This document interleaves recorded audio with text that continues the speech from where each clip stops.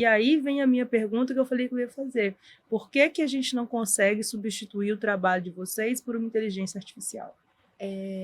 Então, quando a gente fala assim da área criativa, é uma área muito complicada em relação a isso, porque eu particularmente acho que às vezes é muito mais difícil fazer o cliente entender a sua ideia do que ter a própria ideia, na maioria das vezes.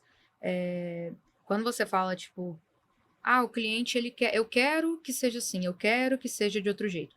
Muitas vezes as pessoas não têm noção que a área criativa ela demanda um estudo por trás. As pessoas acham que é assim, ó, tive uma ideia e ficou lindo. E não é assim. Então a gente tem muito esse problema, porque se você vai, por exemplo, num consultório, você está com dor de garganta, e o médico vira e fala assim: você está com amidalite, por exemplo. Você vai ouvir e vai falar, nossa, realmente, né? Eu vim aqui para ouvir o médico, eu tô com amidalite.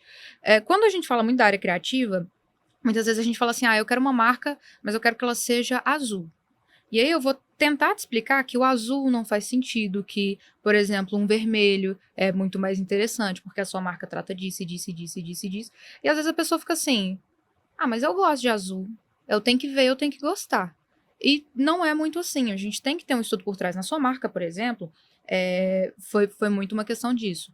Você tinha falado especificamente que não queria nada clichê dentro da advocacia, né? Não queria que tivesse. Quando a gente fala clichê, são essas coisas mais rotineiras que todo mundo associa. Por exemplo, o martelo, a deusa da justiça, né? Sim, É, Balança. a a balança. balança, né? Então, assim, e aí a gente fica, como é que a gente vai criar uma marca que saia desse clichê, mas que ainda assim faça um sentido?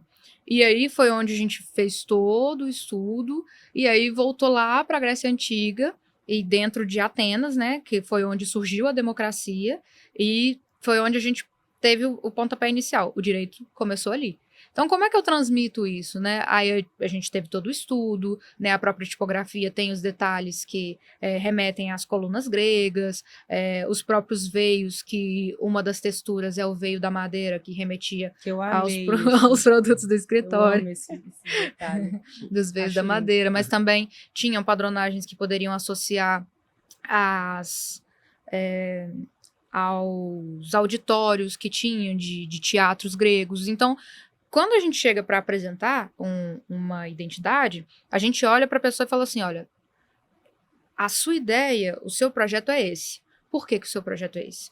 Por causa disso, disso, desse estudo, desse estudo, desse estudo. E eu acho que quando você fala da questão da inteligência artificial, eu tenho para mim que, assim, não tem como a gente fugir da inteligência artificial.